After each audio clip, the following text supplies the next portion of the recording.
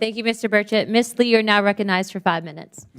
Thank you, Madam Chair, and our Ranking Member Garcia for convening today's hearing, and thank you so much for the witnesses for being here. I don't want this task force to get drawn too far down the conspiracy theory rabbit hole when we convene these hearings, because the reality of the CIA's past action is troubling on its own. This dump of documents alone showed evidence of illegal surveillance, break-ins, overstepping of authority. We've even got specific instructions on how to wiretap, including how to use certain chemicals to create markings on phones to tip off spies. But we already knew this was happening. We knew that the CIA committed human rights abuses and illegally surveilled people, which is why the work declassifying these documents is so important. We've got to have transparency, right? So that we can learn to do better, so that we can hold agencies accountable. But being reckless with this sensitive information is also not the way to do it. Declassifying documents around the assassinations of President Kennedy and Martin Luther King Jr. is a serious matter, and we owe it to the American people to get it right. Unfortunately, the rollout of documents we've seen so far has been sloppy and rushed.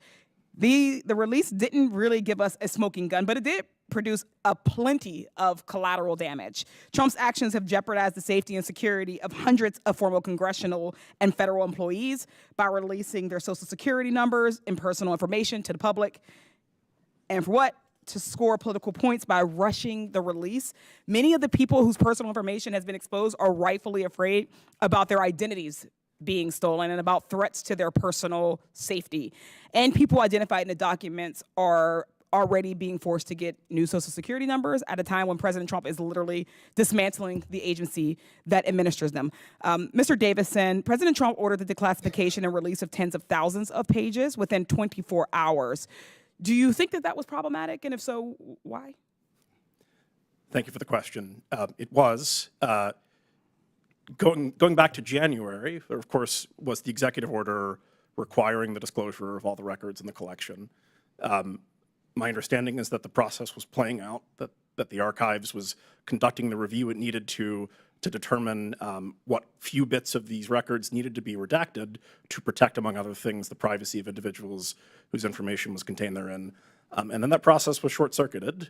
And despite awareness at the National Security Council and the archives that the disclosure of these records would cause tangible privacy harm, the rollout was conducted without redactions all the same, leading to the situation where hundreds of social security numbers have been disclosed, creating a quite scary and alarming situation for those whose numbers were implicated, who now have to rush to place freezes on their credit accounts, if they're issued new social security numbers, to update all of that information with all of their various accounts and creditors and so forth.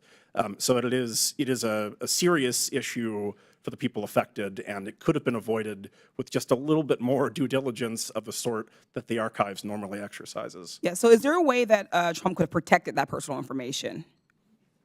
Is there a way that the president could have protected that information? Yeah, by going through the ordinary process of reviewing these documents and dictating that these particular social security numbers and other sensitive financial pieces of information would not be disclosed with the records. Certainly, thank you. Mr. Morley, as someone who's read through all of the documents, do you think that the documents could have been better organized so it was more accessible to more people?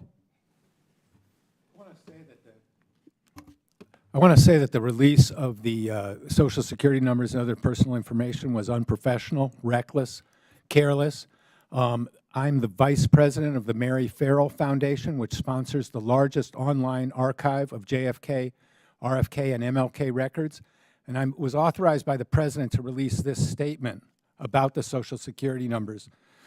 While the MFF is an advocate of full transparency and the JFK Records Act make no exception for such information, we are electing to redact all the social security numbers in these records, unlike seemingly mundane document details, which sometimes do add to the history of the case. Yeah. Social security numbers add nothing of value and expose their holders to possible identity theft.